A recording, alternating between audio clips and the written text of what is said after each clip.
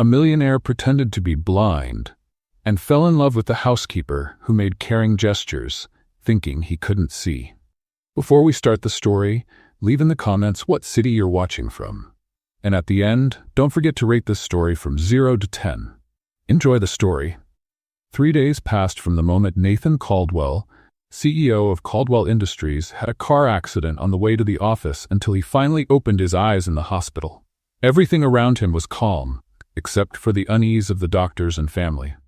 They expected reports of pain, confusion, fear, but Nathan did not say a word.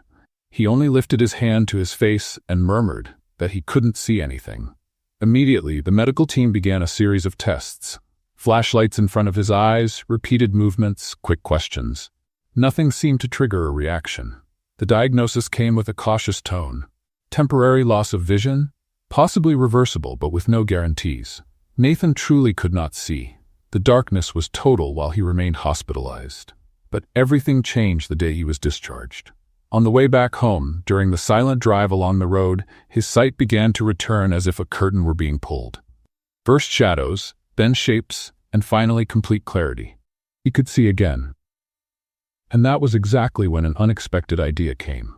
In the last few months, something strange had been happening inside Caldwell Industries. Documents disappeared, decisions were made without his knowledge, and meetings appeared out of nowhere, always with uncomfortable looks when he entered the room. Nathan felt something was wrong, but he never got proof. When he realized his sight had returned, everything made sense in his mind. If no one knew about the recovery, if everyone kept believing he was vulnerable, maybe he would finally discover who was trying to harm him. So, still in the car seat, he decided to keep absolute silence. He would pretend to remain blind. He would use silence as a shield. He would turn that supposed weakness into the key to reveal who was loyal and who planned to bring him down. And that's exactly what he did. 2 weeks later, Nathan returned to the office wearing dark glasses and holding a cane. He walked slowly through the halls, tapping the cane on the floor as if he were mapping the way. Employees stopped to look at him with pity. Some whispered, others looked away. But Nathan saw everything. He saw the accountant hide a folder when he walked past accounting. He saw the security guard whispering on the phone and hanging up quickly when he noticed Nathan's presence. He saw the secretary switch screens on the computer with a nervous click. And most of all, he saw Brandon, his best friend and partner, and Vanessa, his fiancée, exchanging looks in a way that wasn't normal between in-laws. Nathan pretended not to notice. He sat in the office chair, adjusted his dark glasses, and asked for coffee. Vanessa brought the cup with a smile that was a little too sweet. Brandon stood beside her, his hand brushing her arm for too long. Nathan drank the coffee in silence and thought he might have made the right choice. The Caldwell mansion felt far too empty after Nathan's wife died. His 6-year-old daughter Sophie spent most of her time with the nanny in her room. Nathan barely showed up there, always working late. The house was big, quiet, and cold. That's why the housekeeper suggested hiring someone to help with cleaning and organization. Someone who would live there and take care of everything while Nathan recovered from the accident. After all, a blind man needed help, right? Emma Garcia appeared at the mansion door on a Monday morning. 25 years old, a single mother of a 4-year-old boy named Lucas, desperately needing a job and a place to live. The housekeeper interviewed her, approved her on the spot, and explained the situation.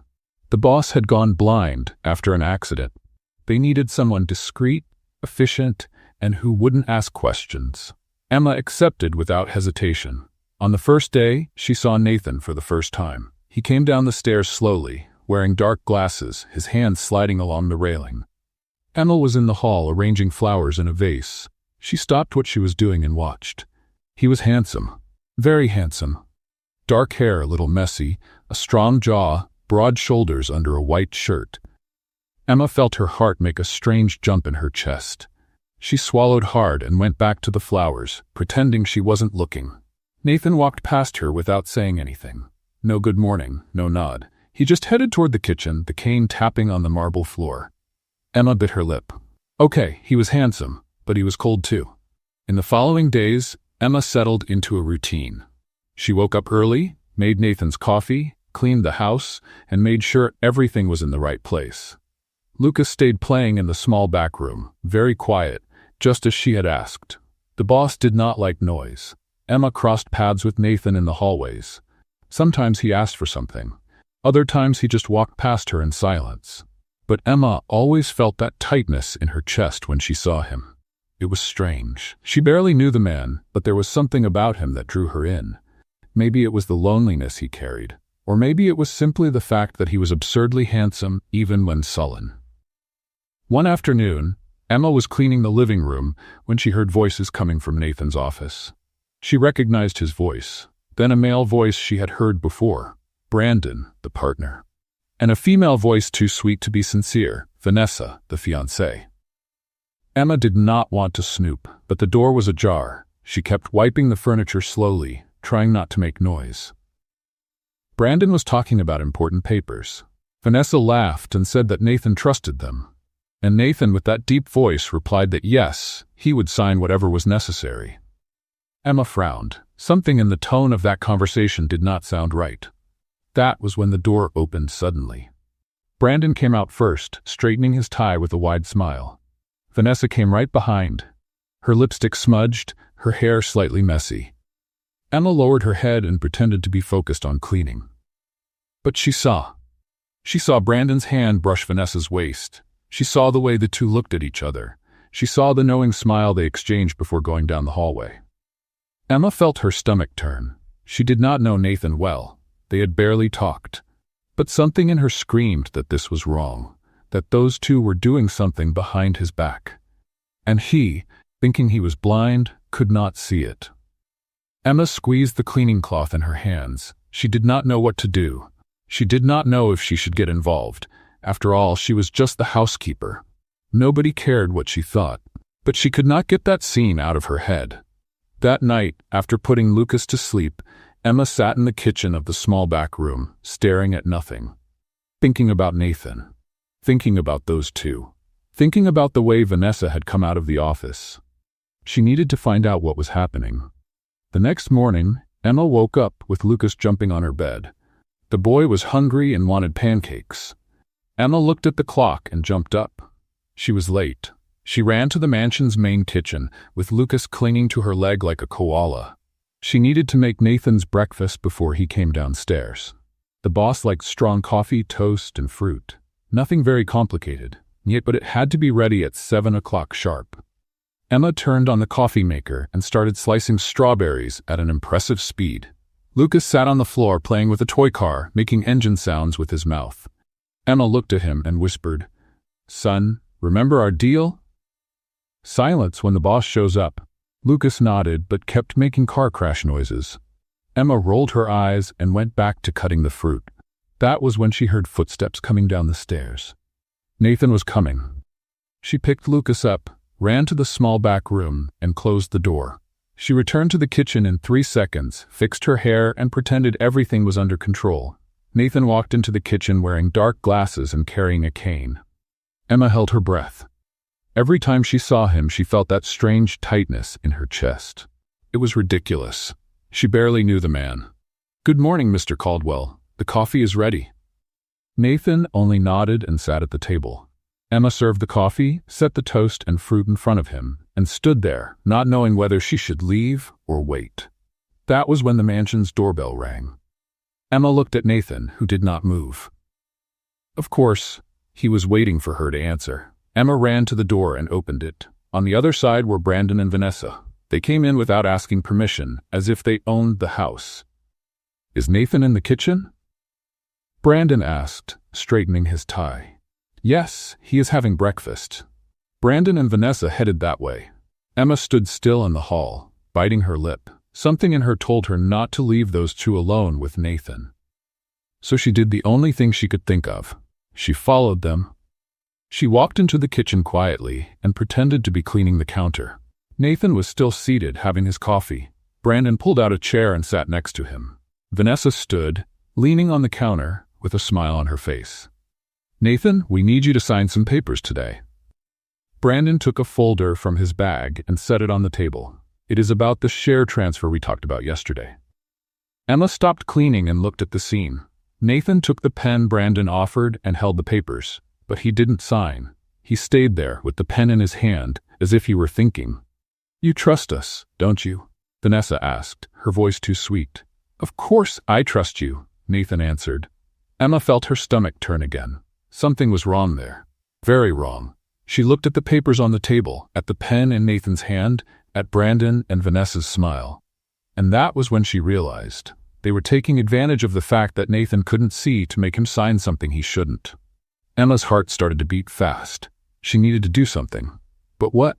Scream? Grab the papers from the table? That would get her fired on the spot. That was when she had a crazy idea.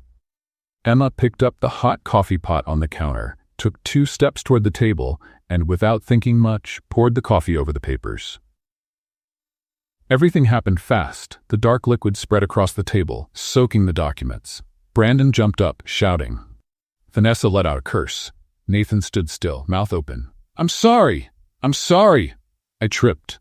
Emma shouted, pretending despair. "My God, what a horrible thing! Let me clean it!" She grabbed a cloth and started wiping over the papers, spreading the coffee even more and destroying any chance of saving those documents. "Are you stupid or what?" Vanessa shouted, her eyes red with anger. "Look what you did. It wasn't on purpose, I swear." Emma kept scrubbing the cloth, making sure none of that could be read. Brandon looked at the soaked papers and then at Nathan. "We'll have to bring another copy. This one won't work anymore." Nathan stayed silent. He only took off his dark glasses for a second, cleaned the lenses, and put them back on. Emma thought she saw a slight smile at the corner of his mouth, but she wasn't sure. Brandon and Vanessa left the kitchen furious. Emma heard the front door slam. She stayed there, still, with the cloth in her hand, waiting to be fired. But Nathan just got up from the chair, picked up the cane, and left the kitchen without saying a word. Emma took a deep breath. She had managed to stop him from signing those papers. But now she needed to find out what exactly was written on them. The next day, Emma was cleaning the living room when the mansion's phone rang. She answered. It was Nathan's secretary. He wanted to speak to her in his office. Now, Emma's heart raced. That was it. She was going to be fired. She went up the stairs slowly, rehearsing excuses in her head. She knocked on the office door. "You may come in." Emma opened the door. Nathan was sitting behind the desk, wearing dark glasses, his hands folded in front of him. Emma swallowed hard. "You spilled coffee on my documents yesterday." "It wasn't on purpose, sir." I tripped. Nathan was silent for a few seconds. Then he spoke. "I want to offer you a new job." Emma blinked. "What?" "I need someone to live here in the mansion full-time. Someone to take care of the house, prepare meals, help with my daughter. Do you accept?" Emma couldn't believe what she was hearing. He wasn't going to fire her. He was offering a better job. "Yes, of course I accept." "Great, but there's one condition." Nathan tilted his head. "I heard you have a son." "I do. He is 4 years old." "Then here's the rule. The boy can live here, but I don't want to see or hear him around the house. No noise, no mess. He needs to be invisible while I'm around. Can you guarantee that?" Emma felt a stab in her chest. It was a hard condition, but she had no choice. "Yes, sir, I can." "Great. You can move in tomorrow." Emma left the office still in disbelief. She had gotten a better job and a real home for her and Lucas. But the condition Nathan had set hurt. To make her son invisible, as if he didn't exist. That night, Emma knelt in front of Lucas and explained the situation. "Son, we are going to live here for real now. But the boss doesn't like noise, so you will have to be very quiet when he is around, like a silent ninja. Can you do that?" Lucas made a serious face and nodded. "I can, Mom. I will be the quietest ninja in the world." Emma hugged her son and felt her eyes sting. Everything was going to work out. It had to, because now she wasn't there just to work. She was there to protect Nathan from those 2 traitors, even if he never knew it. The next morning, Emma woke up to Lucas already dressed and ready for the day. The boy had put a black scarf around his neck and was walking on tiptoe through the house. "What are you doing, son?" "Training to be a ninja, Mom," Lucas whispered, striking a fighting pose. "I'll be so quiet that not even the ants will hear me." Emma held back a laugh. "Great, champ, but take off that scarf before you melt from the heat." The move to the mansion's quarters was quick. Emma and Lucas had few belongings. 2 suitcases of clothes, a few toys, and a framed photo of Emma's grandmother. She put everything away in the room Nathan had set aside for them. It was 3 times bigger than the apartment where they used to live. Lucas ran back and forth, testing the echo of his voice. "Son, remember the rule." Lucas covered his mouth with his hands and nodded. Emma took a deep breath. This was going to be harder than she had imagined. In the late afternoon, Emma went to the kitchen to prepare dinner. Nathan had asked for something light. She decided to make grilled chicken with vegetables. Simple but well made. While she was seasoning the meat, she heard small footsteps behind her. She turned and saw a little girl standing in the kitchen doorway. Nathan's daughter, Sophie. 6 years old, blonde hair and 2 braids, a pink dress full of ruffles. The girl looked at Emma with curiosity. "Hi," Emma smiled. "You must be Sophie." The girl nodded. "Are you the new lady who's going to live here?" "I am. My name is Emma." Sophie came into the kitchen and sat on a tall stool. "Do you know how to make cookies?" Emma blinked. "Yes, I do." "Then can you teach me?" "The nanny never wants to make cookies with me. She says it makes too much of a mess." Emma looked at the girl. There was sadness in those big eyes. A sadness that did not fit a 6-year-old child. "Of course I can teach you. How about tomorrow afternoon?" Sophie's face lit up. "Really? Do you promise?" "I promise." Sophie jumped off the stool and ran out of the kitchen. Emma stayed there thinking. That girl lived in that huge mansion and barely had anyone to play with. The nanny didn't give her attention. And Nathan, from what Emma had seen, hardly spoke to his daughter. It was far too sad. The next day, Emma kept her promise. She called Sophie to the kitchen and the 2 of them started making chocolate cookies. The girl was radiant. She mixed the ingredients with such enthusiasm that flour flew everywhere. That was when Lucas appeared in the kitchen doorway. He had heard the laughter and couldn't resist. Emma signaled for him to be quiet, but Sophie had already seen him. "Who is that boy?" Emma swallowed. "This is Lucas, my son." "You have a son?" Sophie ran to Lucas. "Hi, do you want to make cookies with us?" Lucas looked at Emma, who nodded. The 2 of them started to play while Emma finished baking the cookies. Sophie laughed so much that Emma was afraid Nathan would hear. But he was in the office, locked in meetings all day. When the cookies were ready, Emma put some on a plate and decided to take them to Nathan. She went up the stairs, knocked on the office door, and went in. Nathan was sitting behind the desk, wearing dark glasses, leafing through papers. "I brought cookies, sir. I just made them." Nathan raised his head. "Thank you." Emma set the plate on the desk and was about to leave when he spoke. "Did you make these cookies by yourself?" "No, sir. I made them with Sophie. She helped me." Nathan fell silent. Emma waited, not sure if she should keep talking. "My daughter rarely goes into the kitchen. Today she did, and she had a lot of fun." Nathan picked up a cookie and took a bite. Emma saw a strange expression pass over his face, as if he were remembering something far away. "They're good." "Thank you, sir." Emma left the office and went down the stairs. She couldn't explain it, but she felt she had just touched a wound Nathan hid very well. His relationship with his daughter was far too cold, far too distant, as if he were afraid to get close. In the following days, Emma set a routine in the mansion. She woke up early, prepared Nathan's coffee, took care of the house, played with Sophie, and kept Lucas hidden whenever the boss appeared. Lucas took the ninja mission seriously. He hid behind doors, walked on tiptoe, and spoke only in whispers when Nathan was around. But Emma started doing something she didn't quite understand herself. When Nathan walked through the living room and she thought he wasn't looking, she blew kisses in the air. When he went up the stairs, she made a heart with her hands. When he had coffee, she gestured like a devoted fan, laughing to herself at her own foolishness. After all, he was blind. He couldn't see any of that. Or at least, that's what Emma thought. Nathan saw everything. Every kiss blown into the air. Every heart made with her hands. Every muffled giggle. And for the first time in a long time, he felt something thaw inside his chest. That woman was ridiculously funny, and far too sincere for her own good. One afternoon, Emma was cleaning the living room when she heard the doorbell. She opened the door and came face to face with Brandon and Vanessa. "Again, we came to talk to Nathan." Brandon walked in without waiting for an invitation. "Is he here?" "He's in the office." They went upstairs. Emma stood still in the hall, biting her lip. Those 2 would not give up. She needed to find out what they were planning. So she did what any desperate person would do. She went up the stairs after them and pressed her ear to the office door. "Nathan, we brought new documents," Vanessa said, her voice sweet. "Documents the clumsy employee won't destroy this time." Emma felt her blood boil. Clumsy? She had saved Nathan from signing those papers. "You need to sign today, Nathan," Brandon insisted. "It's for the good of the company."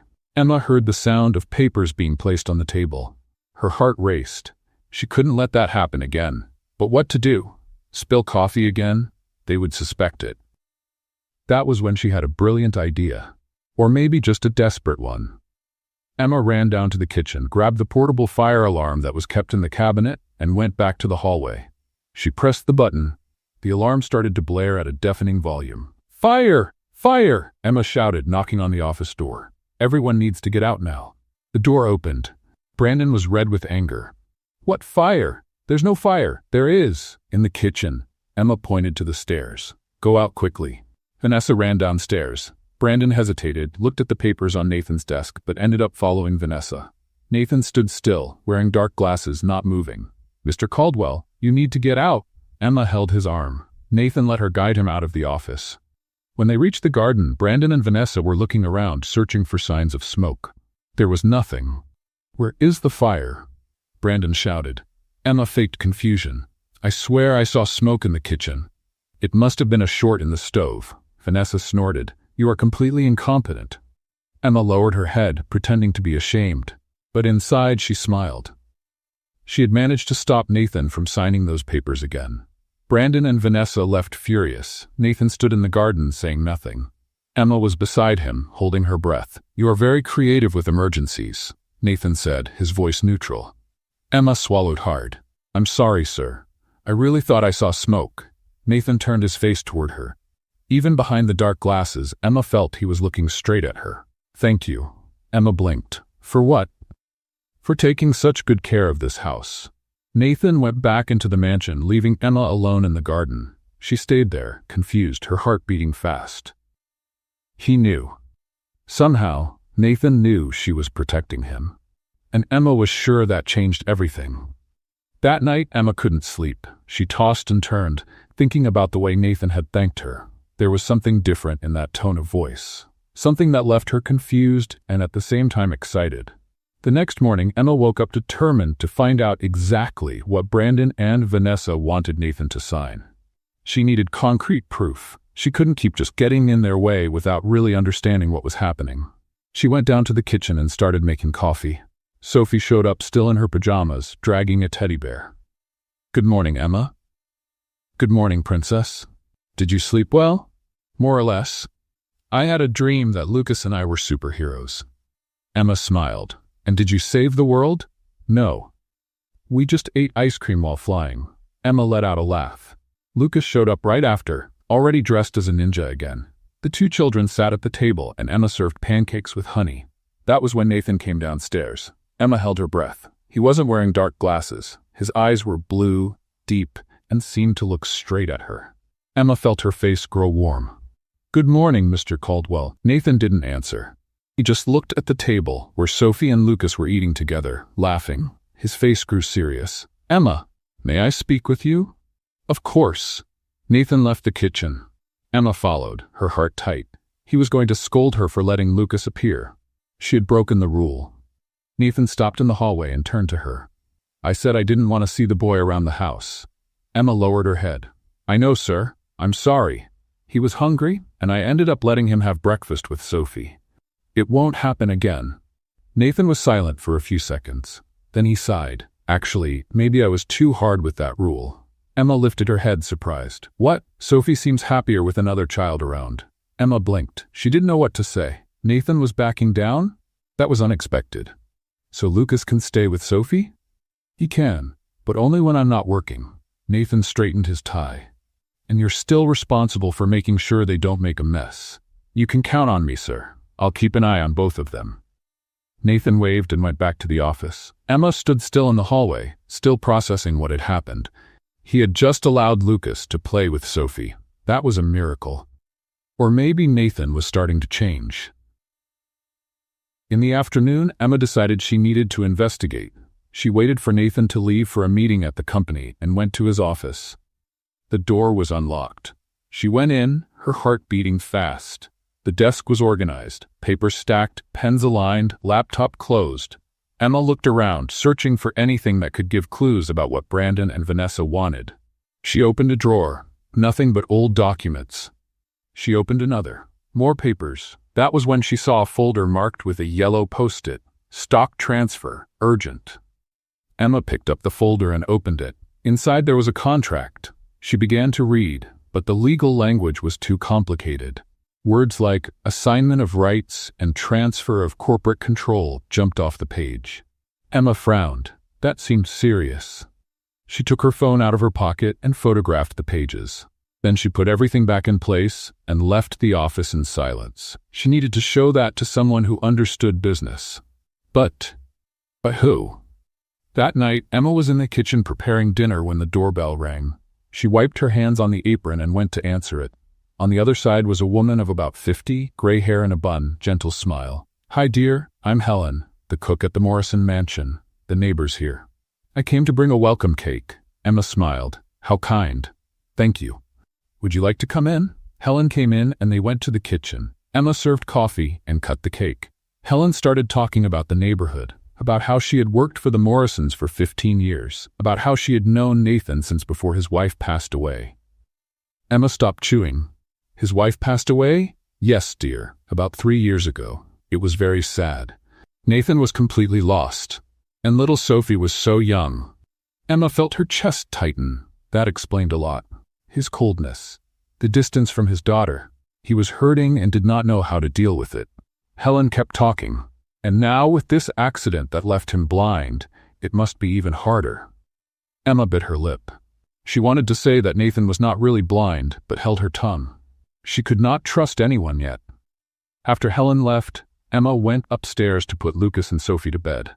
The 2 children were in Sophie's room, drawing. Emma sat on the bed and watched. Lucas had drawn a superhero with a cape. Sophie had drawn a family, father, mother, and 2 children. Emma felt her eyes sting. That little girl needed so much attention, affection, someone to play with her. The next morning, Emma decided to do something bold. She prepared the coffee, but instead of leaving it on the table and leaving, she stayed there when Nathan came down. "Mr. Caldwell, may I ask you something?" Nathan sat down and picked up the cup. "You may." "Why don't you spend more time with Sophie?" Nathan froze, the cup in the air. "That question is outside the scope of your job." "I know." Emma crossed her arms. "But Sophie is an amazing girl and she misses her father. You don't know what you're talking about." "I do." Emma took a step forward. "I know you lost your wife. I know it must be hard, but it is not Sophie's fault. She just wants her father to pay attention to her." Nathan stood up abruptly. "Be careful with what you say." Emma did not step back. "Or what? Are you going to fire me?" "Then fire me. But before I leave, I'm going to say something. That little girl needs you. And you need her too, you just don't want to admit it." Nathan was silent. Emma waited, her heart out of rhythm. She had crossed the line. She knew it. But she could not stay quiet seeing that situation. "Leave the kitchen," Nathan said, his voice low. Emma obeyed. She went up to the room, sat on the bed, and waited to be called to hear that she was fired. But the call did not come. Hours later, Emma was in the garden with Lucas and Sophie when she saw Nathan leaving the mansion. He walked to where the children were playing, stopped, and stood there, just watching. Sophie ran to him. "Daddy, do you want to play with us?" Nathan hesitated. Emma held her breath. "Come on, think about your daughter," she murmured softly. "Not now, Sophie. I have work." The girl lowered her head. "Okay." Nathan went back inside. Emma felt like shouting at him, but she held back. Changes did not happen overnight. She needed to be patient. That afternoon, Emma was cleaning the living room when she heard noise upstairs. She ran up and found Lucas and Sophie in Nathan's room, looking at the photos on the shelf. "Children, what are you doing here? We just wanted to see Daddy's photos." Sophie was holding a frame. "Is this his mom?"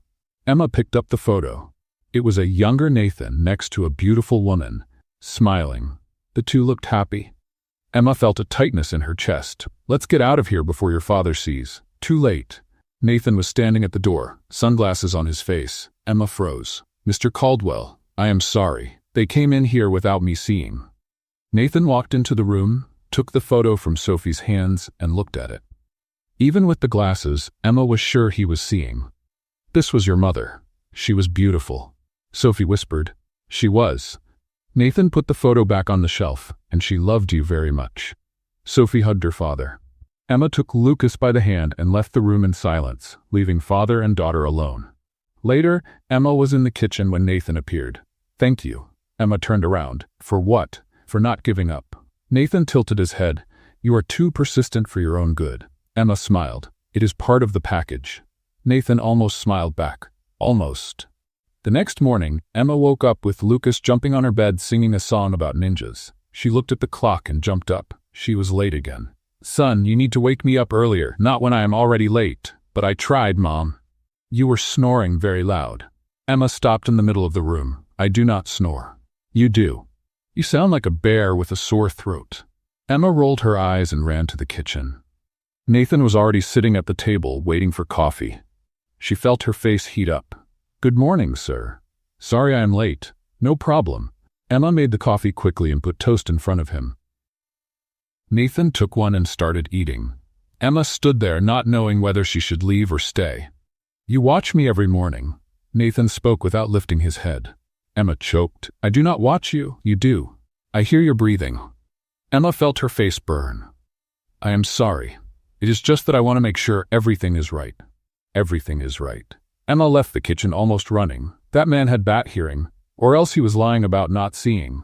Emma stopped in the hallway. No, it could not be. He had hit the cane on everything, had stumbled a few times. He really was blind. Or he was a very good actor. In the afternoon, Emma got a call. It was from a lawyer she had reached through Helen.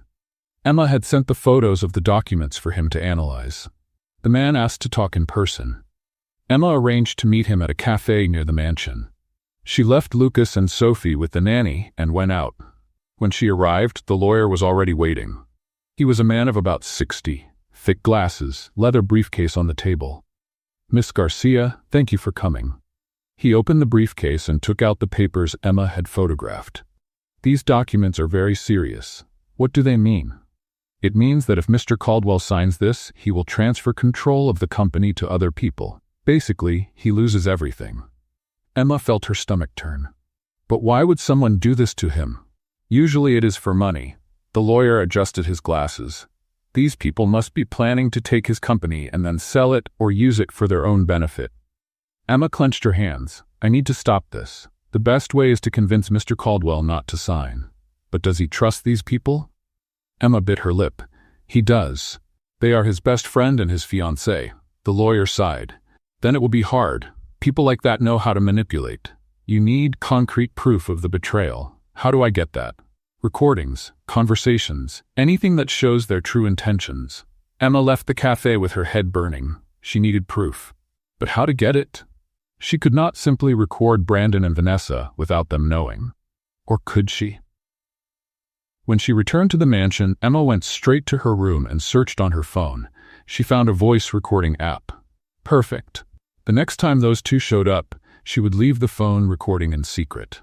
The next morning, Emma was in the living room when the doorbell rang. She opened the door and came face to face with Vanessa. The woman walked in without greeting, her high heels hitting the marble floor. "Is Nathan in?" "He is in the office." Vanessa went upstairs. Emma waited a few seconds and followed. She put the phone in recording mode, left it in a plant pot near the office door, and went back to the hallway, pretending to clean. Inside the office, Vanessa closed the door. Nathan was sitting behind the desk. She came closer, placed her hands on his shoulders, and began to massage. "You are so tense, love. I have been working a lot. You need to trust me and Brandon more." Vanessa leaned in and whispered near his ear, "We only want what is best for you." Nathan stayed silent. Vanessa kept massaging his shoulders, her voice too sweet. "Those documents we brought are important. You need to sign them soon. I will analyze them calmly, but you can't even read well right now." Vanessa gave a little kiss on his neck. "Let us handle this. Do you trust me?" Nathan took a deep breath. "I do." Vanessa smiled. "Great, then sign tomorrow." She left the office. Emma had gone back to the living room and pretended to be fixing pillows. Vanessa passed by without looking and left. As soon as the door closed, Emma ran to the vase and took out her phone. She had recorded everything. She listened to the conversation twice. Vanessa was clearly manipulating Nathan. But was that enough proof? Emma wasn't sure. She needed more. That afternoon, Emma was in the garden with Lucas and Sophie when Nathan appeared. He walked over to where they were and stopped. Emma held her breath. "May I sit?" "Of course, sir." Nathan sat on the wooden bench. Sophie ran to him and climbed onto his lap. "Daddy," Emma said, "she is going to make chocolate cake today. Do you like chocolate cake?" "I do." "Then come eat with us." Nathan hesitated. Emma saw the inner struggle on his face. "All right, I will." Sophie shouted with joy and ran back to play with Lucas. Nathan stayed sitting next to Emma. The two were silent for a few minutes, just watching the children. "You are trying to turn me into a better father," Nathan said suddenly. Emma smiled. "I am trying to make you see that you already have an amazing daughter. You just need to pay attention to her." "It's not that simple." "Why not?" Nathan took off his dark glasses and cleaned the lenses. Emma saw his blue eyes for the second time. They were sad but beautiful. "Because every time I look at her, I see her mother, and it hurts too much." Emma felt her chest tighten. "I understand, but Sophie is not to blame for that, and she needs her father." "I know." Nathan put his glasses back on. "I'm trying." Emma put her hand on his shoulder without thinking. "That is a start." Nathan looked toward her hand. Emma realized what she had done and quickly pulled her hand away. "I'm sorry. You do not need to apologize." They were silent again. Emma felt her heart beating fast. It was getting harder and harder to pretend she didn't feel anything for that man. He was complicated, closed off, difficult. But there was something about him that drew her like a magnet. That night, Emma made the promised chocolate cake. She set the table, called Nathan, Sophie, and Lucas. The four of them sat together for the first time. Sophie would not stop talking, telling stories about school, about the drawings she had made, about the dog she wanted as a gift. Nathan listened in silence, but Emma noticed that he was paying attention. From time to time, he asked a question. Sophie lit up every time her father showed interest. Lucas also joined the conversation, talking about his ninja training. Nathan almost smiled when the boy showed a fighter's pose. After dinner, Emma took the children to sleep. When she came back, Nathan was still in the living room, sitting on the sofa. She was going to go up to her room when he called her. "Emma," she stopped. "Yes, sir?" "Thank you for dinner. It had been a long time since I sat at the table with my daughter." Emma smiled. "It was a pleasure. And thank you for taking such good care of her." "I like Sophie. She is special." Nathan nodded. Emma was going to go upstairs again when he spoke again. "And you, as well." Emma froze. "What? I like having you here. You brought life to this house." Emma felt her face grow warm. "I'm glad to help." Nathan stood up and walked toward the stairs. Emma stayed standing in the living room, her heart racing. Had that been a compliment? A thank you? Or something more? She didn't know, but one thing was certain: it was getting harder and harder to keep her distance. And by the way Nathan had spoken, he was feeling it too. Emma went up to her room, lay down on the bed, and stared at the ceiling. She needed to control herself. Nathan was the boss. She was the employee. She couldn't mix things up. But the heart doesn't understand logic, and hers was beating stronger and stronger for that complicated, reserved, and strikingly handsome man who pretended to be blind. The next morning, Emma woke up to a strange noise coming from the garden. She got up still in her pajamas and looked out the window. It was Nathan. He was running after Lucas and Sophie, the children shouting with joy as they ran from him. Emma rubbed her eyes. Was she dreaming? Nathan Caldwell, the most serious man she knew, was playing tag with the children? She ran downstairs and went out to the garden. Nathan had Sophie in his arms and pretended he was going to throw her in the pool. The girl was laughing so much she could barely breathe. Lucas was jumping around, shouting for the boss to catch him too. "Good morning," Emma said, still processing the scene. Nathan turned his face toward her. "Good morning." His voice sounded different, lighter, almost cheerful. "I didn't know you woke up so early. I decided to enjoy the day." Nathan put Sophie down. "Children have a lot of energy." Emma smiled. "I have been saying that for weeks." Sophie ran to Emma. "Look, Daddy is playing with us. It's the best morning of my life." Emma felt her eyes sting. "That's wonderful, Princess." The children went back to running through the garden. Nathan stood beside Emma. The two of them watched Lucas and Sophie playing. The silence was comfortable, almost intimate. "You were right," Nathan said suddenly. "I was losing precious time with my daughter." "There is still time to make it up." "I hope so."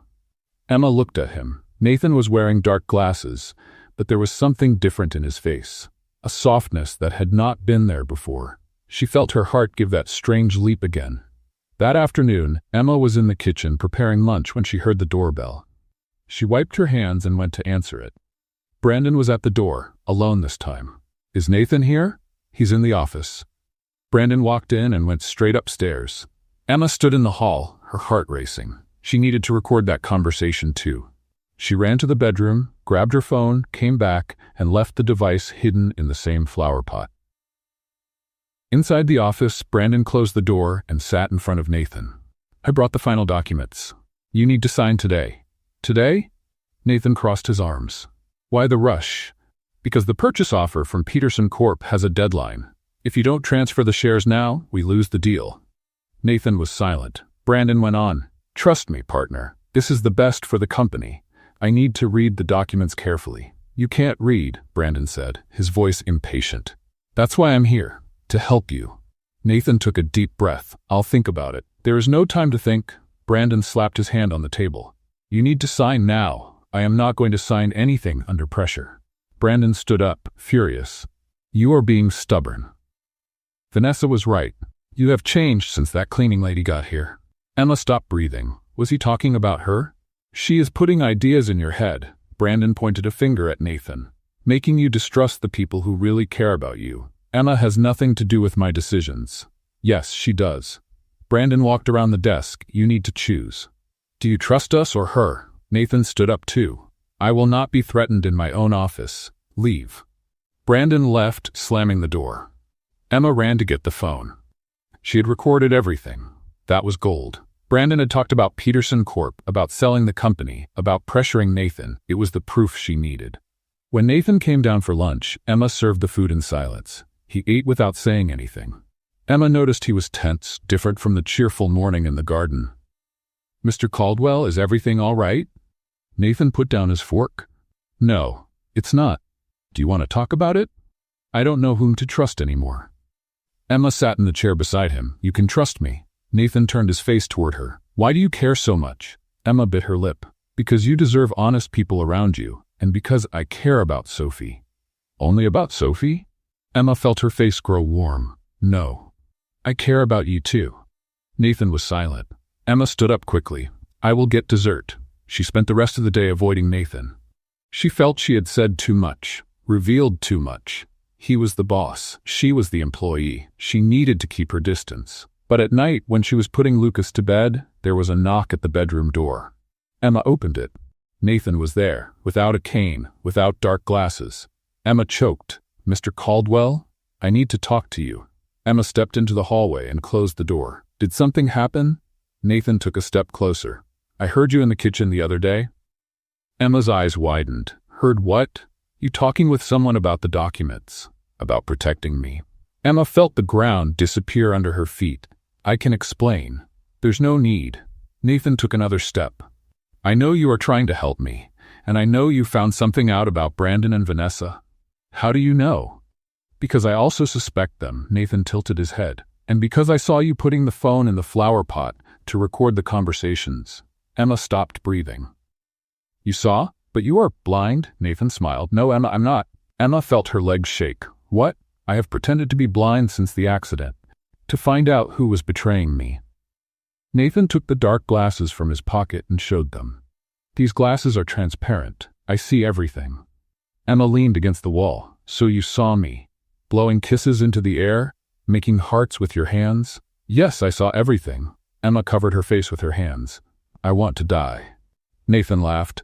"It was the most sincere thing anyone has ever done for me." Emma lowered her hands. "You're not angry?" "Angry?" Nathan came even closer. "I'm impressed. You spilled coffee on important documents, invented a fire, recorded conversations, all to protect me. I didn't want you to lose the company, and I don't want to lose you." Emma felt her heart stop. "How?" Nathan held her face with both hands. "You brought life to this house. You brought joy to my daughter, and you brought something I thought I had lost forever." "What?" "The will to live." Emma felt her eyes burn. Mr. Caldwell. Nathan. Call me Nathan, Nathan, Emma whispered. I don't know what to say. Then don't say anything. Nathan tilted his head and Emma closed her eyes, waiting for the kiss. But it didn't come. She opened her eyes. Nathan had taken a step back. I'm sorry. I shouldn't have done that. Why not? Because you work for me, and I don't want you to feel pressured.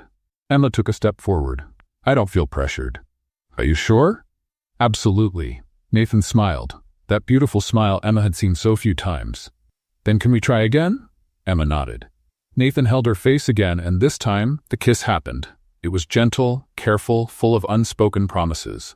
When they pulled apart, Emma was out of breath. Wow. Nathan laughed. Wow is a good way to put it. Emma rested her forehead against his. And now? Now we're going to expose Brandon and Vanessa. Nathan held her hand. Together. Together. Emma repeated. And for the first time since she had arrived at that mansion, Emma felt she was exactly where she should be. The next morning, Emma woke up thinking she had dreamed it all. The kiss, the reveal, the fact that Nathan wasn't blind. But when she went down to the kitchen, he was there, without dark glasses, smiling. Good morning, Nathan said, his blue eyes fixed on her. Emma felt her face grow warm. Good morning. She was still processing this new Nathan, the one who smiled, the one who could see, the one who had kissed her.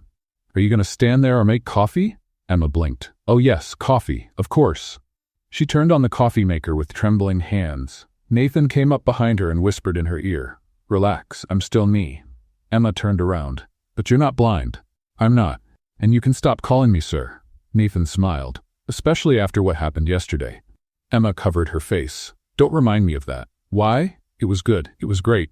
Emma admitted. But now I don't know how to act. Act normal. Nathan held her hand. Only now I can do this. He kissed her forehead. Emma felt her heart melt. Okay. Normal. I can do that. Of course you can. Now give me that coffee before I die of thirst. Emma laughed and poured the cup. The two sat at the table. Nathan picked up her phone. Can you show me the recordings? Emma opened the app and handed over the phone. Nathan listened to everything. The conversation with Vanessa, the conversation with Brandon. When he finished, he was serious. This is enough to expose them. But I want more. More what? I want them to fully incriminate themselves. Nathan handed back the phone. I'll set a meeting today. I'll say I'm ready to sign the documents. But you're not actually going to sign, right? Of course not. Nathan smiled. But they don't know that. I'll let them feel confident. Let them reveal everything, and you will record it. Emma nodded. I'm in. Sophie and Lucas ran into the kitchen. Both stopped when they saw Nathan without dark glasses. Daddy, you took off your glasses. Sophie shouted. I did. Nathan opened his arms. Come here. Sophie jumped into his lap. Does that mean you can see again? It does. Nathan kissed her head. And the first thing I want to see clearly is you. Sophie hugged her father tightly. Emma felt her eyes burn. Lucas tugged on her sleeve. Mom, isn't the boss blind anymore? No, son, he got better. That's good. Lucas smiled. Now he can see my real ninja moves. Nathan laughed. You can show me after coffee. The children sat at the table. Emma served pancakes for everyone. While they ate, Nathan called Brandon and Vanessa. I set a meeting for today at 3 in the afternoon. Bring the documents. I'm ready to sign. Emma heard the excitement in Brandon's voice on the other end of the line. Perfect, partner. We'll be there. When Nathan hung up, Emma asked, will they believe it? They will. Nathan picked up the dark glasses and put them back on. Because I'm going to keep pretending I'm blind. Until the right moment. In the afternoon, Emma prepared everything. She put the phone in recording mode and hid it in 3 different places in the meeting room. One behind the plant pot, another under the table, the third inside a half-open drawer. Nathan had said to make sure nothing failed. At exactly 3, the doorbell rang. Emma opened the door. Brandon and Vanessa walked in with wide smiles. They looked like animals about to devour their prey. Nathan is waiting in the meeting room, Emma said, keeping her voice neutral. The two went in. Emma followed them and stayed near the door, pretending to arrange some books on the shelf. Nathan was sitting at the table, wearing dark glasses, the cane at his side. Partner? Brandon put the folder on the table. Today is a big day. It is. Nathan pretended to search for something in the air. Can you sit down? Vanessa sat next to Nathan and held his hand. I'm so proud of you, my love. You're doing the right thing. Emma clenched her fists. That woman was a snake. Brandon opened the folder and spread the documents on the table. Here is everything. You sign on the marked pages and that's it. The transfer of the shares will be immediate. And after that? Nathan asked. After that we sell the company to Peterson Corp., Brandon said, excited. They're offering a fortune. Vanessa nudged Brandon. He meant that we will restructure the company. No, Vanessa. Brandon laughed. You can tell the truth. He won't know anything anyway. We sell everything, take the money and disappear. Emma's eyes widened. They were confessing everything right there in front of Nathan, thinking he understood nothing. Nathan kept up the act. And how much will I receive? You? Brandon let out a laugh. Nothing, partner. You are transferring everything to me and Vanessa. Remember? But I thought you were my friends. Friends? Vanessa let go of Nathan's hand. Please. I only got engaged to you for the money. Do you really think I would marry a depressed and blind widower? Emma felt her blood boil. She wanted to run over there and pull that woman out of the chair. Nathan tilted his head. So you deceived me all this time? We did. Brandon patted him on the back. But relax. You will keep receiving an allowance.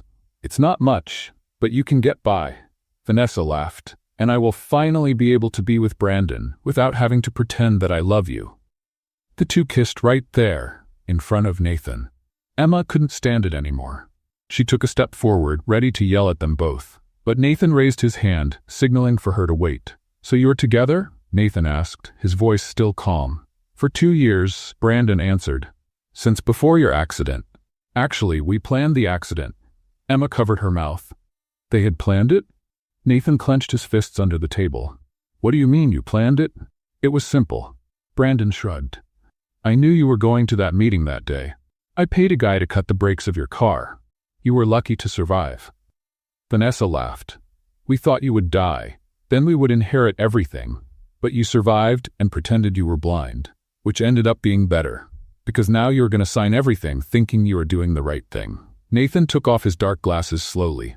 Do you know what's funny? What? Brandon asked. I was never blind. Vanessa froze. How? I pretended. Nathan stood up. To find out exactly what you were doing, and you just confessed everything. Brandon went pale. You are lying. I'm not. Nathan pointed to the 3 hidden cell phones, and everything was recorded. Brandon ran to the vase and grabbed one of the phones. The screen showed the recording in progress. He threw the device on the floor. It doesn't matter. You have no way to prove anything. Yes, I do. Nathan picked up his own phone and showed it. I was recording too. And I sent a copy to my lawyer 5 minutes ago. Vanessa stood up, shaking. Nathan, we can explain. No need to explain. Nathan crossed his arms. You tried to kill me. You tried to steal my company. You lied to me for years, and I heard every word. Brandon took a step forward. You are not going to do anything. You love me like a brother. I did, Nathan corrected him. But you betrayed that trust, and now you will pay for it. Emma appeared beside Nathan. Besides the recordings, I have copies of the fraudulent documents you brought, and a record of all the times you came here to pressure him. Vanessa looked at Emma with hate. You. This is your fault. You turned him against us. No. Emma took a step forward. You did that yourselves. I only protected him. Nathan held Emma's hand, and she did an excellent job. Brandon still tried to argue. Nathan, think carefully. We have been friends for 20 years. A friend does not try to kill a friend. Nathan pointed to the door. Get out of my house. Now, you are going to regret this. Vanessa shouted. The only thing I regret is having trusted you. Nathan picked up his phone. Now leave before I call the police. Brandon and Vanessa ran out. Emma heard the door slam. She stayed in silence beside Nathan, both of them taking deep breaths. It's over, Nathan whispered. It's finally over. Emma held his face. Are you okay? I am, Nathan smiled. Mostly because you were here with me. I always will be. Nathan kissed her. This time it was more intense, more desperate, as if he had been holding back for a long time. When they pulled apart, Emma was out of breath. Is it over now? She asked. Now it is. Nathan rested his forehead against hers. And we can start something new. Something new, Emma repeated, smiling. I like that. That night, Emma could not sleep. She kept turning in bed, thinking about everything that had happened. Brandon and Vanessa had tried to kill Nathan. They cut the brakes on his car. This was much more serious than she imagined. The next morning, Emma went down to the kitchen and found Nathan already awake, talking on the phone with the lawyer. She made coffee in silence while she listened to parts of the conversation. "Yes, I have all the recordings." Nathan spoke seriously. "I want them to be prosecuted. Attempted murder, fraud, everything." When he hung up, Emma served the coffee and sat beside him. "How are you?" Relieved. Nathan held her hand. "For the first time in months, I feel like I can breathe. Will the lawyer be able to arrest them?" "He will. The evidence is solid." Nathan drank the coffee, "and the company is safe. No one else can take it from me." Emma smiled. "I am happy for you." Sophie and Lucas ran into the kitchen. They were both dressed as superheroes, with capes made from sheets tied around their necks. "We are the Thunder Duo," Lucas shouted. "We came to save the world." Sophie struck a hero pose. "And eat pancakes. Heroes need energy."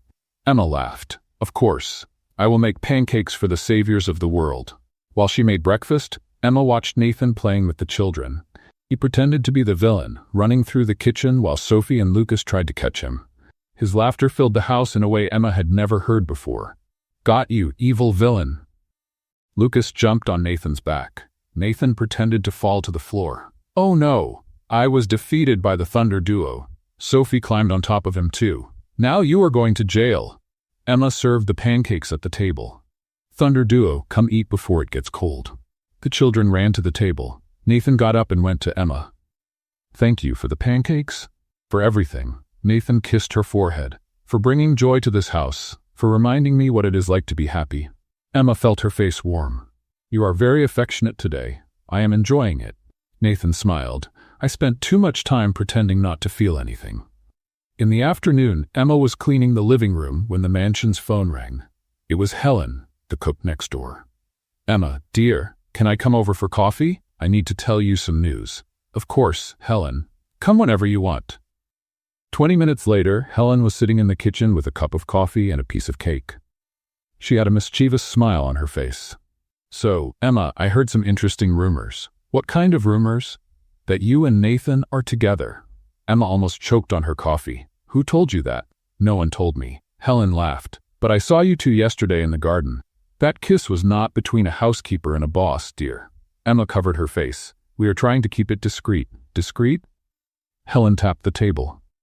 "The most closed-off man in the neighborhood is smiling like a fool in love. Everyone will notice.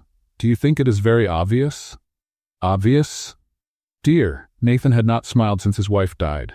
Now he is humming in the garden. Of course it is obvious." Emma laughed. "Okay, maybe we are not very discreet, and you do not need to be." Helen held her hand. "You are good for him, and for that girl too. Sophie is happier than I have ever seen." "Thank you, Helen. Now tell me everything. How did you two get together?" Emma told the whole story. The spilled coffee, the fire alarm, the recordings, Nathan's revelation. Helen listened with wide eyes. "My goodness, this story is better than a soap opera." Emma laughed. "It is. And what will happen now with Brandon and Vanessa?" "The lawyer is taking care of it. They will be prosecuted. Serves them right." Helen crossed her arms. "I always thought that Vanessa was very fake." She smiled too much. That afternoon, Nathan called Emma to the office. When she went in, he was standing in front of the window, looking at the garden where Sophie and Lucas were playing. "We need to talk." Nathan spoke without turning around. Emma felt her heart tighten. "About what?" "About us." Nathan turned. "About what we are doing." Emma swallowed hard. "Are you sorry?" "No." Nathan took a step forward. "But I need to be honest with you." "About what?" "About how much I want you." Nathan held her face. "About how much you changed my life. About how afraid I am of ruining everything." Emma placed her hands over his. "You will not ruin anything." "How are you so sure?" "Because I want you too." Emma smiled. "And because we will figure this out together." Nathan kissed her. It was a long, intense kiss, full of promises. When they separated, Emma was trembling. "I never imagined I would feel this again," Nathan admitted.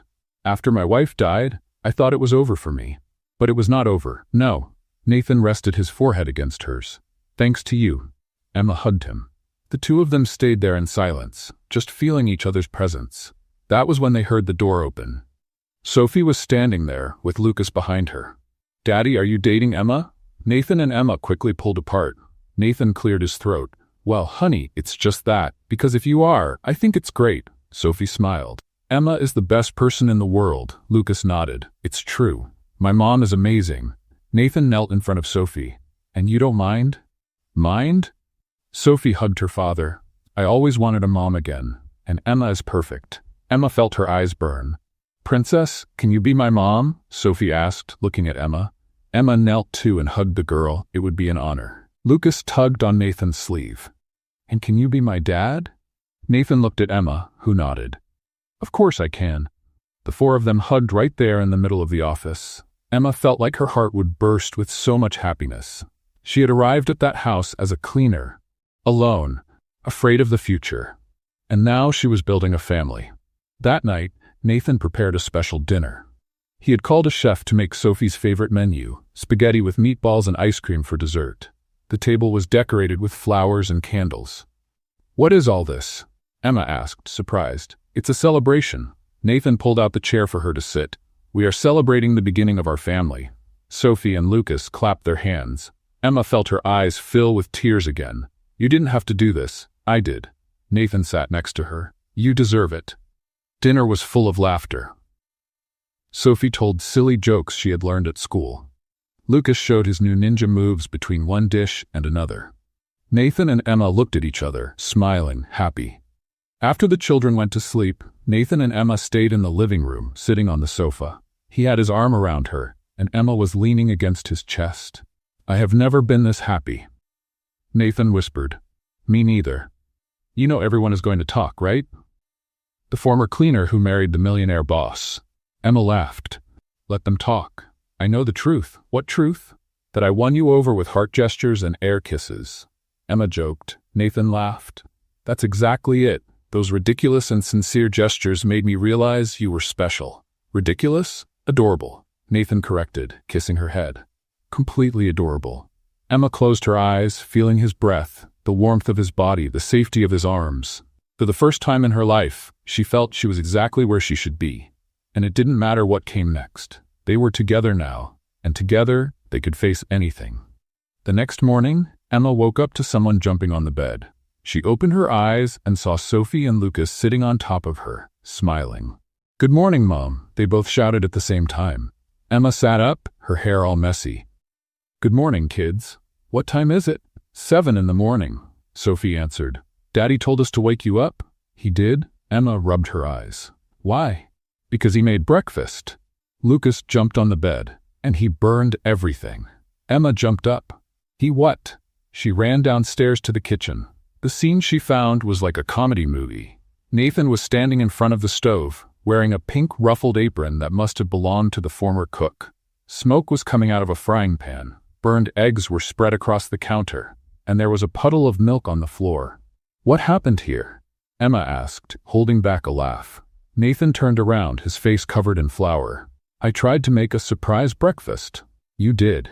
Emma looked around. The surprise was big. The eggs ran away from me. Nathan pointed to the frying pan. And the pancakes exploded. Pancakes don't explode, Nathan. Mine exploded. Nathan took off the apron. I give up. Food does not like me. Emma started to laugh. She laughed so hard she had to hold her stomach. Nathan crossed his arms, pretending to be offended. Are you laughing at my culinary tragedy? I am. Emma wiped her tears. You are the CEO of a multi-million-dollar company, but you can't fry an egg. It's a different skill. Nathan defended himself. At the office I am in charge. In the kitchen, the food is in charge of me. Emma hugged him, still laughing. It's okay. I cook and you manage companies. Each one in their talent. Deal closed. Sophie and Lucas came into the kitchen and started laughing too when they saw the mess. Emma put her hands on her hips. All right, everyone out. I'll clean this and make a real breakfast. I'll help clean. Nathan grabbed a cloth. No. Emma took the cloth from his hand. You have helped enough. Go take a shower and get that flour off your face. Nathan kissed her forehead. Yes, ma'am. After Nathan left, Emma cleaned the whole kitchen, threw away the burned eggs, and started preparing a real breakfast. Sophie stayed to help, passing the ingredients. Emma, can I ask you a question? Of course, princess. Are you going to marry my dad? Emma stopped stirring the pancake batter. Well, it's still early for that. But do you like him? I like him very much. And he likes you, so you should get married. Sophie spoke as if it were obvious. That's what people who like each other do. Emma smiled. You're right, but marriage is a serious thing. We need to be sure, I'm sure. Sophie crossed her arms. You're perfect for Daddy. And he smiles when he's near you. Emma felt her heart tighten. Thank you, Sophie. You're welcome, Mom. Emma noticed that Sophie had started calling her Mom naturally, without forcing it, without thinking, and that was the most beautiful thing in the world. When breakfast was ready, everyone sat at the table. Nathan arrived with wet hair, smelling of cologne. Emma felt butterflies in her stomach. That man was far too handsome for his own good. Now we're talking. Nathan tasted the pancakes. This is real food, different from your explosive pancakes. Emma teased. I'm never going to live that down, am I? Never. In the afternoon, Emma was tidying the bedroom when the phone rang. It was an unknown number. She answered carefully. Hello? Emma Garcia? A male voice asked. Yes, that's me. This is Ryan Mitchell. Emma froze. Ryan, Lucas's father.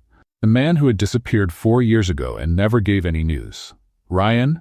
How did you get my number? It doesn't matter. I need to talk to you. It's about Lucas. What about Lucas? I want to see him. I changed my life, Emma. I have a business, money, stability. I want to be a father now. Emma felt her blood run cold. Now, after 4 years gone, I know I made mistakes, Ryan said, but I want to fix them. Can I come by tomorrow? No. Emma answered quickly. You can't just show up out of nowhere and want to see Lucas. I'm his father. I have rights. Rights? Emma felt anger rise. You abandoned us when he was 6 months old. You never sent a single cent of support, and now you show up talking about rights? I've changed, Emma. Please, give me a chance. Emma took a deep breath. I'll think about it. I'm not promising anything. She hung up with trembling hands. Ryan wanted to see Lucas.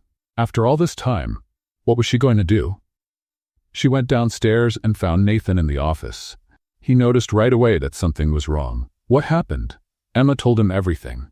Nathan listened in silence, his expression growing more serious. He can't take Lucas from you, Nathan said when she finished. He abandoned you. No judge would give him custody. But what if he wants visitation? Emma sat in the chair, her legs weak. What if he wants to take Lucas for weekends? It won't happen. Nathan took her hands. I won't allow it. How can you stop it? Because you're not alone now. Nathan knelt in front of her. You have me, and I will use every resource I have to protect you and Lucas. Emma felt her eyes sting, but he's the biological father. So what? Nathan wiped a tear from her face. A father is the one who cares, who stays, who loves, not the one who abandons and comes back when it's convenient. Emma hugged him. Thank you, always. That night, Emma couldn't sleep. She kept thinking about Ryan, about Lucas, about everything that could go wrong. Nathan noticed she was awake and pulled her close. Stop thinking. I can't.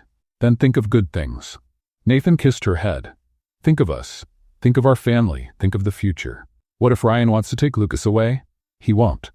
Nathan turned her to look into his eyes. I promise I will do everything in my power to keep you safe. Emma touched her forehead to his. I love you. It was the first time she said it. Nathan was silent for a few seconds. Then he smiled. I love you too.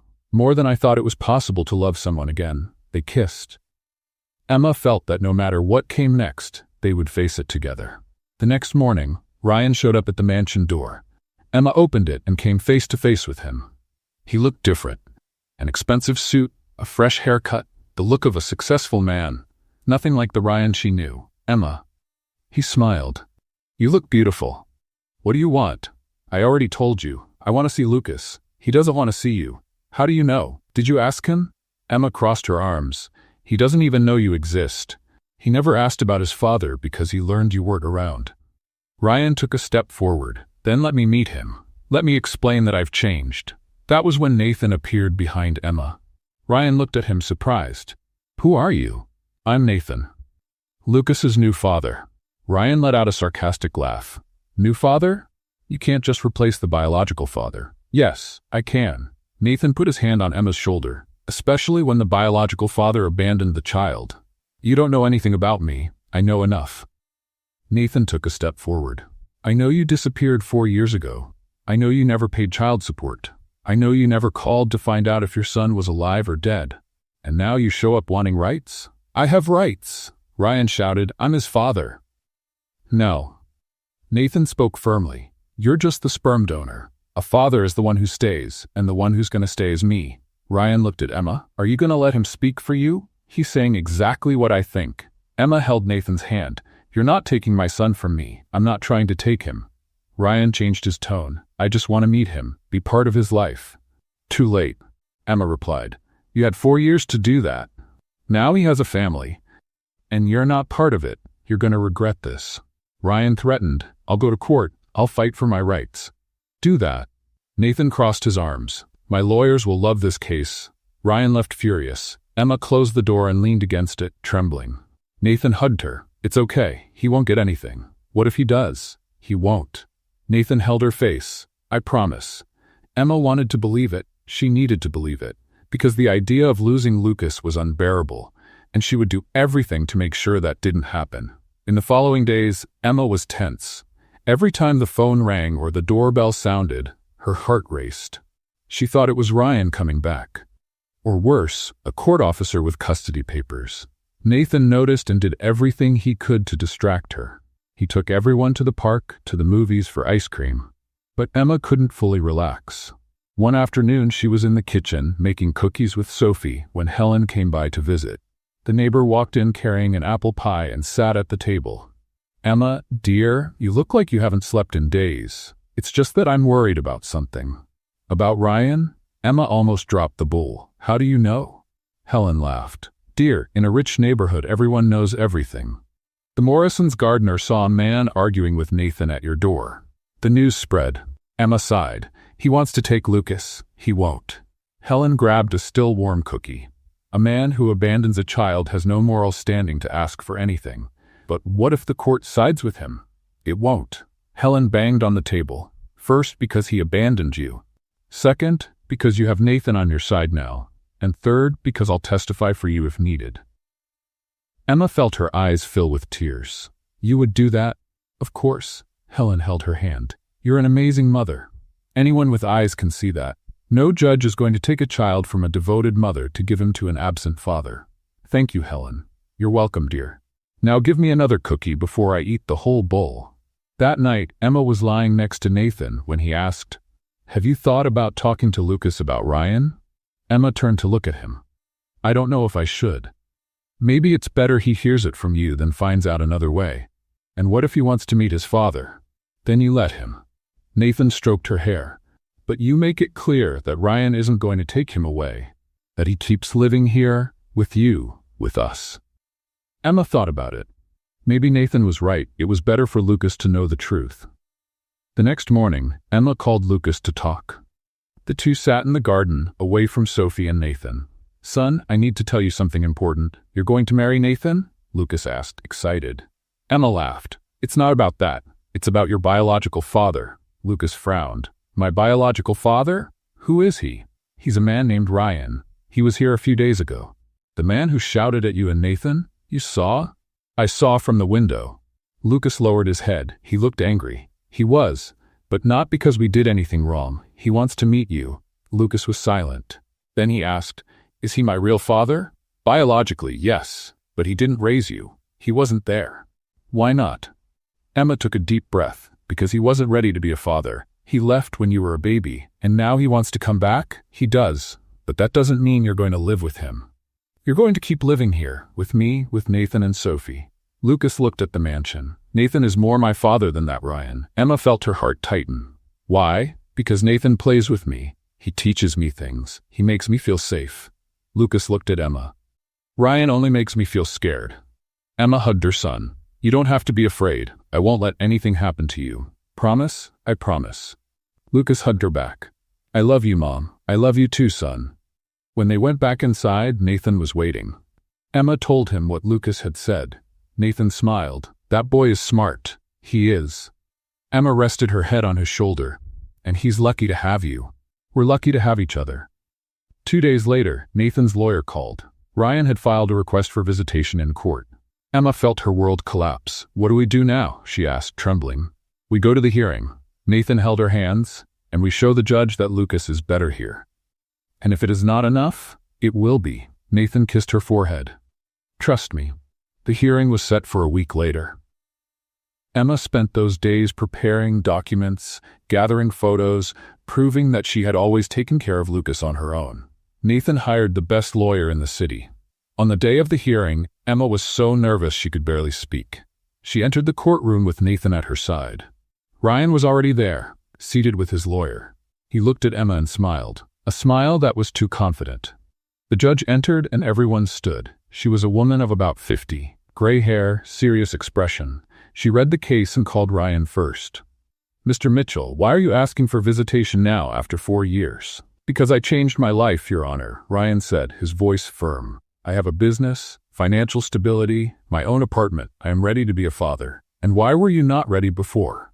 "I was young, immature, but I matured, and now I want to be part of my son's life." Ryan's lawyer presented documents proving his financial situation. Emma felt her stomach turn. He really had money, a business, everything a father should have. It was Emma's turn to speak. She stood with shaking legs, and Nathan held her hand before she stepped forward. "You can do it," he whispered. Emma went to the front. The judge asked, "Miss Garcia, what do you have to say?" "I have to say that I have raised my son alone since he was born." Emma took a deep breath. Ryan disappeared when Lucas was 6 months old. He never paid child support. He never called. He never wanted to know if my son was alive or not. And now he shows up with money, thinking that buys the right to be a father. "I understand your position." The judge looked at Ryan, "But Mr. Mitchell has the legal right to meet his son." Emma felt tears rise. "But Lucas does not want to meet him. He is afraid." "What do you mean?" Emma told about the day Ryan showed up at the mansion, about how he shouted, about how Lucas saw everything from the window and got scared. The judge took notes. "Miss Garcia, I understand that you are protecting your son, but a biological father has rights. Even when he has been absent." Emma felt the ground disappear. Was she going to lose? Was the judge going to grant visitation to Ryan? That was when Nathan stood up. "Your Honor, may I speak?" "Who are you?" "I am Nathan Caldwell, Emma's boyfriend and Lucas's father in practice." The judge nodded. "You may speak." Nathan walked to the front with confidence. Emma noticed he had something saved, some advantage. "Your Honor, Mr. Mitchell is lying about his intentions." Nathan took an envelope from his briefcase. "I have here recordings of his conversations with third parties, where he admits that he only wants custody of Lucas to receive child support from me." Emma's eyes widened. How had Nathan gotten that? The judge took the envelope.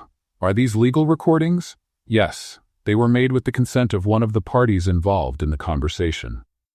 Nathan looked at Ryan. "Mr. Mitchell does not want to be a father. He wants money." Ryan stood up, read, "That is a lie." The judge listened to the recordings. Emma saw her expression change. It became serious, then indignant. "Mr. Mitchell," the judge said, her voice firm, "these recordings clearly show that your intentions are not noble. You said, word for word, that you will ask for support from the mother's new boyfriend as soon as you get visitation." Ryan turned pale. "I can explain." "No need." The judge struck the gavel. "Request for visitation denied. You have not shown genuine interest in the child's well-being. Case closed." Emma could not believe it. Had she won? Had she really won? Nathan returned to her side and held her hand. "It is over," he whispered. "How did you get those recordings?" "I hired an investigator," Nathan smiled. "He followed Ryan for 3 days. The fool talked too much in a bar." Emma hugged Nathan tightly. "Thank you. Thank you so much. Always." Ryan left the courtroom furious. Emma did not care. He had lost, and he would never again threaten to take Lucas from her. When they returned home, Emma told Lucas everything. The boy hugged Nathan. "Thank you for protecting me." "I will always protect you," Nathan replied. "Now you are my son too." Emma felt she could finally breathe. The threat had passed. Ryan was out of their lives, and the family was safe. A week after the hearing, life went back to normal at the Caldwell mansion. Emma woke up to the smell of coffee. Real coffee, not burned. She went downstairs and found Nathan in the kitchen, but this time he was only serving the coffee she had programmed in the automatic coffee maker the night before. "Learned your lesson?"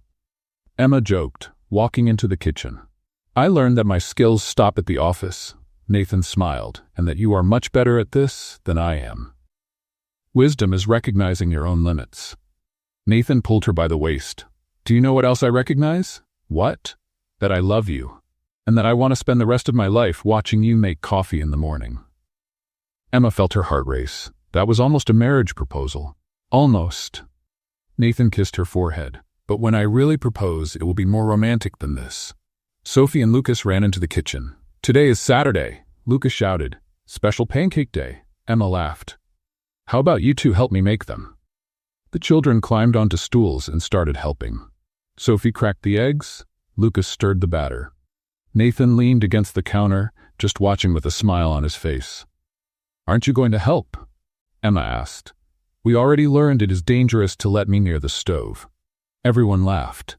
Emma realized how perfect that moment was. Simple, but perfect. A real family. After breakfast, Nathan said he had a surprise. He asked everyone to get ready. Emma was curious, but he did not say anything. An hour later, they were all in the car. Nathan was driving, Emma in the passenger seat, the children in the back seat. They left the city and took a road lined with trees. "Where are we going?" Emma asked. "You will see." Mysterious. Always. After 30 minutes, they arrived at a beautiful place. It was a house in the countryside, surrounded by flowered gardens, with a small lake in the back. Emma got out of the car and was speechless. "Nathan, this place is incredible. It is ours," Nathan answered. Emma turned. "What do you mean it is ours?" "I bought it last week." Nathan held her hand. "I thought it would be good to have a place for us to come on weekends. Away from the city, away from everything, just the four of us." Emma felt her eyes fill with tears. "You bought a house for our family?" "I did. It is small, it has only 3 bedrooms, but it is perfect for us." Sophie and Lucas ran inside. Emma and Nathan followed slowly, holding hands. The house was rustic on the outside, but cozy on the inside. It had a fireplace in the living room, a large kitchen, big windows with a view of the lake. "It is perfect," Emma whispered. "Completely perfect." Nathan hugged her from behind. "I knew you would like it." They spent the whole day there.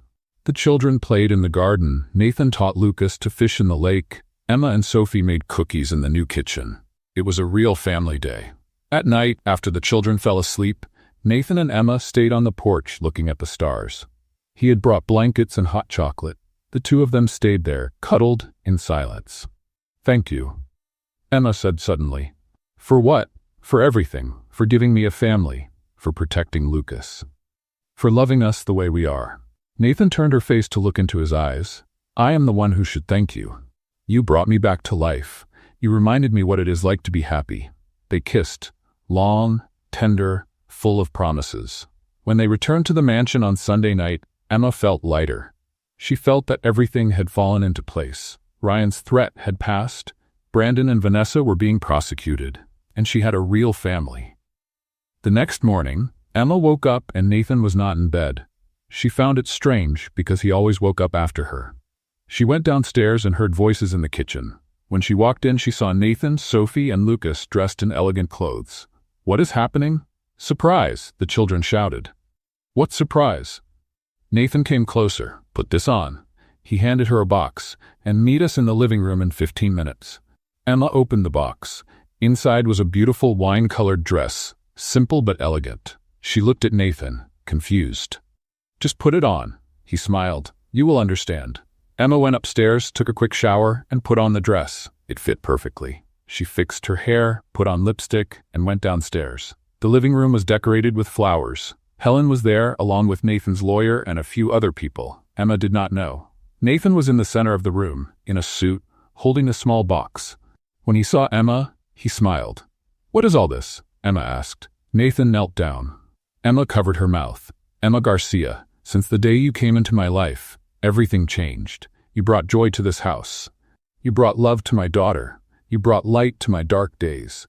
And I do not want to spend one more day without you by my side." Emma started to cry. Nathan opened the small box, revealing a beautiful ring. "Will you marry me?" Emma could not speak. She just nodded, tears falling. Nathan stood up and placed the ring on her finger. Then he kissed her while everyone applauded. Sophie and Lucas ran to hug them both. Helen was crying too. It was a perfect moment. "I thought you said it would be more romantic," Emma joked, wiping her tears. "Wasn't it?" "It was." Emma laughed. "It was perfect." That night, after everyone left, Nathan and Emma were alone in the living room. She looked at the ring on her finger, still unable to believe it. "When did you plan this?" "Since last week." Nathan smiled. "The country house, the proposal, everything. You are amazing. I am in love." "There is a difference."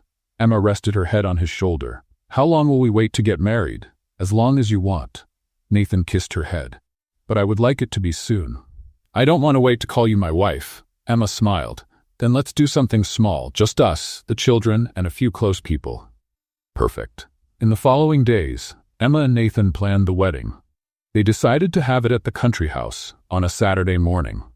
They invited only Helen, the lawyer, and a few close employees. Sophie would be the flower girl. Lucas would be the ring bearer. Emma didn't want anything too elaborate. She only wanted to be with family. She bought a simple, white, light dress. Sophie chose a pink dress with flowers. Lucas complained about the suit, but ended up agreeing when Nathan said he would wear one too. On the wedding day, Emma woke up nervous. Not because she had doubts, but because it was real. She was going to marry Nathan. She was going to be his wife. She was going to have a real family. Helen helped her get ready. She pinned Emma's hair into a loose bun with a few strands falling on her face. She placed a white flower behind her ear. When Emma looked at herself in the mirror, she barely recognized herself. You look beautiful, dear. Helen wiped her own tears. Nathan is going to have a fit when he sees you. Emma laughed. I hope not. I don't want to be a widow before I get married. The ceremony was in the garden of the country house. There were white chairs arranged in 2 rows. An arch of flowers marked the altar. The officiant waited with Nathan at his side. When the music started, Sophie went out first, throwing rose petals. Lucas came after, carrying the rings on a little cushion. And then it was Emma's turn. She walked alone, slowly, looking at Nathan. He was in a gray suit, white tie, his eyes fixed on her, and he was smiling. That beautiful smile she had seen so few times at the beginning. When she reached the altar, Nathan held her hands. You look beautiful. You too.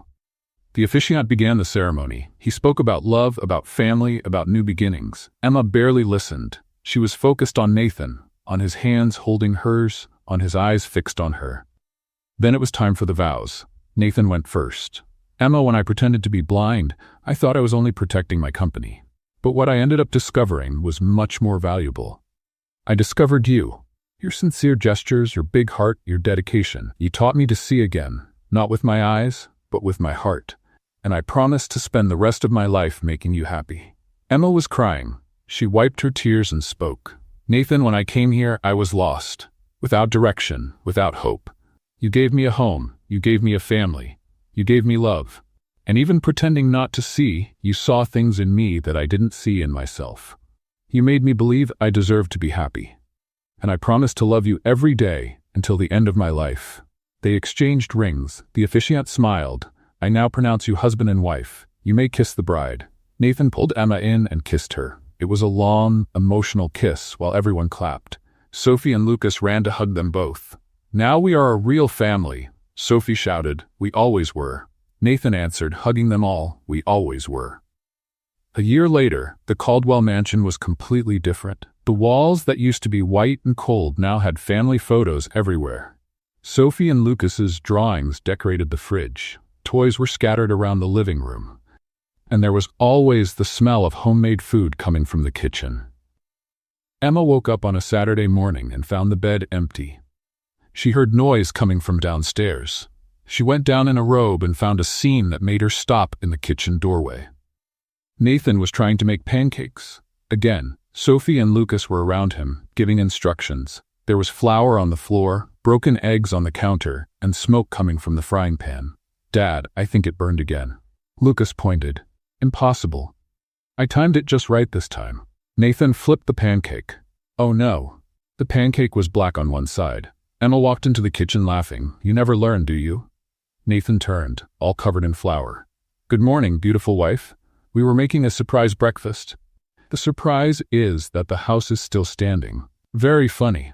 Nathan tossed a bit of flour at her. Emma grabbed a handful of flour and tossed it back. Sophie and Lucas started laughing, and soon everyone was throwing flour at each other. The kitchen turned into a battlefield. When they stopped, they were all white from head to toe. Emma looked at Nathan. You know we are going to have to clean all this up, right? It's worth it. Nathan pulled her by the waist. Seeing you laugh like this is priceless. Silly. You're silly. Sophie made a disgusted face. Are you going to be kissing again? Probably, Emma joked. Lucas covered his eyes. Let me know when you're done." Nathan and Emma laughed and kissed anyway. Because now they could. Because they were a family. Because they were happy. Later, after they cleaned up the mess and Emma made real pancakes, Nathan said they needed to go out. He had another surprise. "How many surprises do you have saved up?" Emma asked. "Endless, when it comes to you." They took the car and went downtown. Nathan stopped in front of the Caldwell Industries building. Emma looked at him, confused. "Why are we here?" "You'll see." They went inside. The employees greeted Nathan and looked at Emma with curiosity. They went up to the top floor, where his office was. When they opened the door, Emma saw something that left her speechless. There was a new sign on the wall. Caldwell and Garcia Enterprises. "What is this?" Emma asked, her voice trembling. "Our company." Nathan held her hands. "I made you a partner. 50% is yours." "Nathan, I can't accept this." "Yes, you can. You deserve it. You saved me from this company. You saved me from people who wanted to destroy me. It is fair that you own half." Emma hugged him, crying. "I don't know what to say." "Say you accept." "I accept. Of course I accept." "Great, because I already had business cards made with your name." Emma laughed through her tears. "You're impossible, and you love me for it." "I do." When they got back home, Helen was waiting at the door with a cake. "I came to celebrate. I heard you're a businesswoman now." "How do you always know everything?" Emma asked. "I have my contacts." Helen winked. "And I came to collect my wedding cake you never gave me. We got married a year ago." "Exactly. I've been waiting for a year." Everyone laughed. They went in and spent the afternoon eating cake, talking, being a family. Emma looked around and could hardly believe how her life had changed. A year ago, she was just a cleaning lady desperate for a job. Now she was a wife, a mother, and a businesswoman. At night, after the children fell asleep, Nathan and Emma stayed on the porch looking at the stars. His arm was around her. "What are you thinking about?" Nathan asked. "About how everything changed." Emma rested her head on his shoulder. "When I arrived here, I thought it was just another job. I never imagined I would find a family." "Me neither." Nathan kissed her head. "I thought I would spend the rest of my life pretending to be blind, literally and figuratively. Good thing I spilled coffee on those papers. Best coffee I ever had. Even on the floor." Emma laughed. "And to think I was making heart gestures, thinking you couldn't see me. I saw every one." Nathan turned her face to look into her eyes, and each of those gestures made me want to know you more. Made me want to be worthy of that love. You were always worthy. It took time for me to believe that. Nathan touched his forehead to hers. "But you taught me." They were quiet for a few minutes. Then Emma asked, "Do you know what I find funniest about all this?" "What?" "You pretended to be blind to find out who was betraying you. But you ended up finding out who truly loved you." Nathan smiled. "True, and it was the best discovery of my life." Weeks later, Emma was at the company when she got a call. It was Helen, very excited. "Turn on the TV now, Channel 5, why? Just turn it on." Emma turned on the office TV. It was a news report about Brandon and Vanessa. They had both been convicted of fraud and attempted extortion. Brandon got 3 years, Vanessa 2. Nathan walked into the office. "Did you see the news?" "I did." Emma turned off the TV. "It's finally over, finally."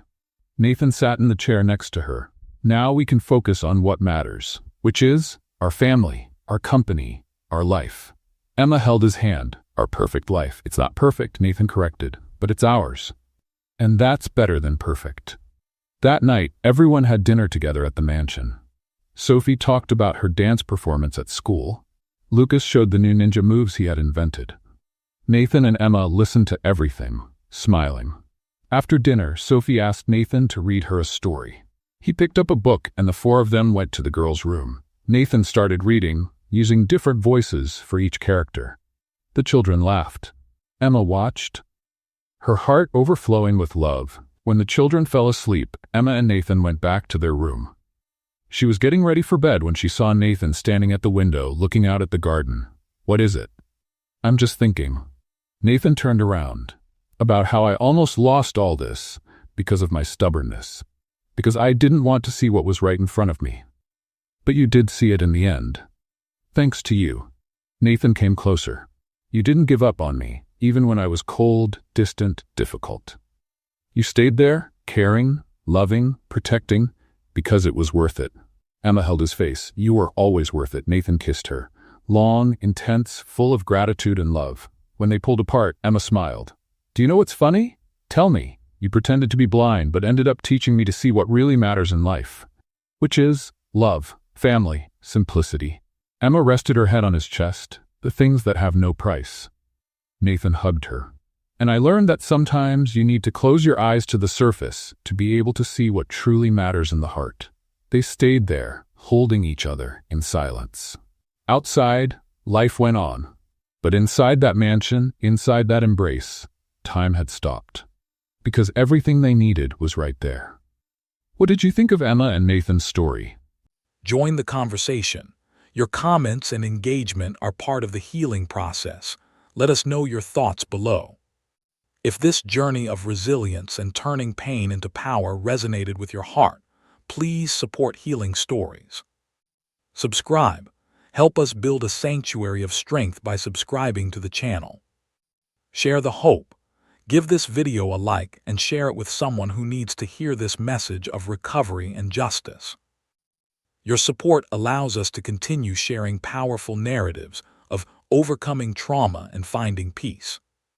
Subscribe to Healing Stories and be part of the change.